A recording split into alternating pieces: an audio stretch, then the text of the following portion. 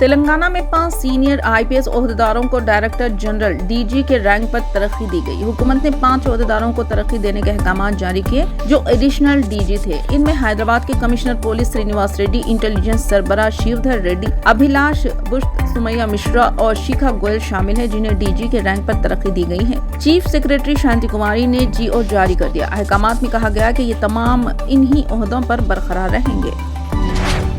شہر حیدرآباد کے نظام کالج کے UG کورسز کے طالبات نے ان کو ہاسٹل کی سہولت فراہم کرنے کا مطالبہ کرتے ہوئے کل شب سیل فونز کے ٹارچ لائٹ کے ساتھ انوکھا احتجاج کیا۔ یہ طالبات UG کے طالبات کے لیے ہاسٹل کی تعمیر کا مطالبہ کر رہی ہیں۔ انہوں نے کہا کہ ہاسٹل میں صرف PG کی طالبات کو ہی یہ سہولت حاصل ہے اور جاریہ سال UG کورسز میں بڑے پیمانے پر داخلوں کے باوجود UG کی طالبات کو اس سہولت سے محروم رکھا گیا جو نامناسب ہے۔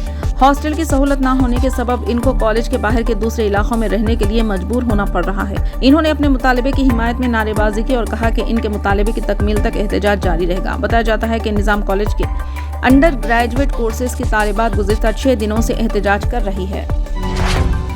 تلنگانہ کے آصف آباد ضلع میں شیر کی موجودگی سے سنسنی پھیل گئی۔ ضلع کے گوبند پور گاؤں کے کھیتوں کے قریب محکمہ جنگلات کے عہدیداروں نے شیر کے پنجوں کے نشانات کو دیکھا اور شبہ کیا کہ ان کساپور جنگلاتی علاقے سے یہ شیر یہاں پہنچا۔ اس شیر نے مویشیوں پر حملہ کیا تھا جس کی اطلاع مقامی افراد نے محکمہ جنگلات کے عہدیداروں کو دی۔ محکمہ جنگلات کے عہدیداروں نے وہاں پہنچ کر معائنہ کیا۔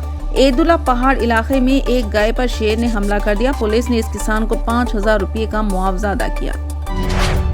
صدر کل ہند مجلس اتحاد المسلمین اور رکن پارلیمنٹ حیدرآباد بیرسٹر اسد الدین اویسی نے لوک سبھا میں پیش کیا گیا متنازع وقف ایکٹ ترمیمی بل کی شدید مخالفت کی۔ پارلیمنٹ میں اس بات پر اظہار خیال کرتے ہوئے بیرسٹر اویسی نے کہا کہ اس بل کے ذریعے مرکز کی BJP حکومت نے یہ واضح کر دیا ہے کہ وہ مسلمانوں کے دشمن ہے۔ اس بل کے ذریعے حکومت ملک کو بانٹنے کا کام کر رہی ہے، جوڑنے کا کام نہیں کر رہی۔ اس بل کو لے کر MIM کے رکن پارلیمنٹ اسد الدین اویسی نے لوک سبھا میں سخت ناراضگی جتائی۔ انہوں نے کہا کہ آپ مسلمانوں کے دشمن ہیں، یہ بل اسی بات کا ثبوت ہے۔ بالائی علاقوں میں بارش کے نتیجے میں تلنگانہ کے ناگرجنا ساگر پروجیکٹ کی سطح میں اضافہ درج کیا گیا جس کے بعد اس پروجیکٹ کے 26 دروازے کھول کر پانی چھوڑا جا رہا ہے۔ دروازے 5 فٹ اور 4 گیٹ 10 فٹ کھول کر پانی کو چھوڑا جا رہا ہے۔ ناگرجنا ساگر میں 2,53,000 کیوسک پانی کا بہاؤ درج کیا گیا جس کے بعد 2,69,000 کیوسک پانی چھوڑا گیا۔ ناگرجنا ساگر کی مکمل سطح 590 فٹ کے برخلاف 585.30 فٹ درج کی گئی ہے۔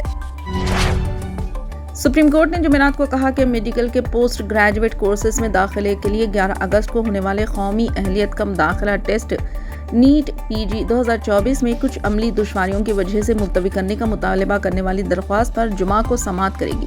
چیف جسٹس DY چندرچوڑ کی سربراہی والی بینچ نے عرضی گزار وشال سورین اور دیگر کے وکیل انس ترویر کی جانب سے معاملے کا ذکر کرتے ہوئے فوری سماعت کی درخواست کو قبول کیا اور 9 اگست تک فہرست بنانے کی ہدایت دی۔